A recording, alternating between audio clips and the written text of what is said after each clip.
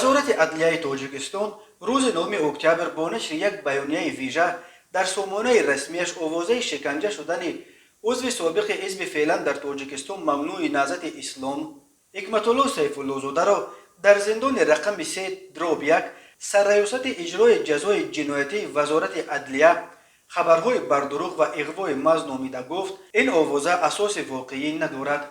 در بیانیه وزارت عدلیه گفته می شود سنجش حالت مذکور نشان داد که 5 سپتامبر سال 2021 میان محکوم شدگان مؤسسه اصلاحی 3-1 حکمت الله سیف الله زاده و سابق عضو گروه تروریستی سنگینوف رحمان ترسونوف اصلدین قابلویچ که بر اساس 2 ماده کودکس جنایتی 181 گروگانگیری و 186 بندیتیز از آزادی محروم گردیده است.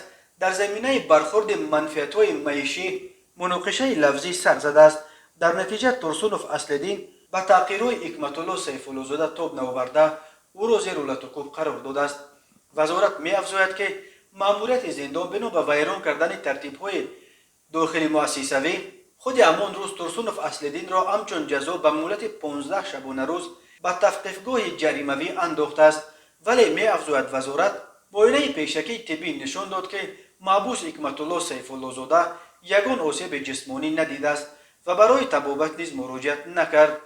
این در حالی است که دختر سیف الله زاده قبلا گفت از زندان به آنها زنگ زده آوردن داروهای مشخص را برای طبابت او بعد آن لطوکوب درخواست کرده بودند. وزارت گفت بعضی سازمان‌های افراطی از این خبرهای بردروغ و اغوای محض دایر به شکنجه شدن محبوس حکمت الله سیف الله زاده سوء استفاده کردند. حکمت الله سیف الله زاده که 70 سال دارد و در گذشته سخنگوی حزب نهضت اسلامی تاجیکستان و سردبیر نشریه رسمیشان نجات بود.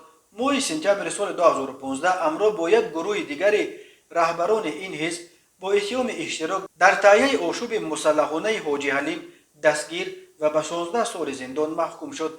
حزب نهضت اسلامی تاجیکستان دست داشتنش در آن آشوب را رد می‌کند و حکم اعضایش با جرم همدستی در آشوب حاجی حلیم را بی اساس می‌شمارد. قلب حکمت الله سیف الله زاده را ماه ایون سال جاری جراحی کردند و او چند ماه آخر در قسم طبی زندان وحدت ادای حکم می‌کرد.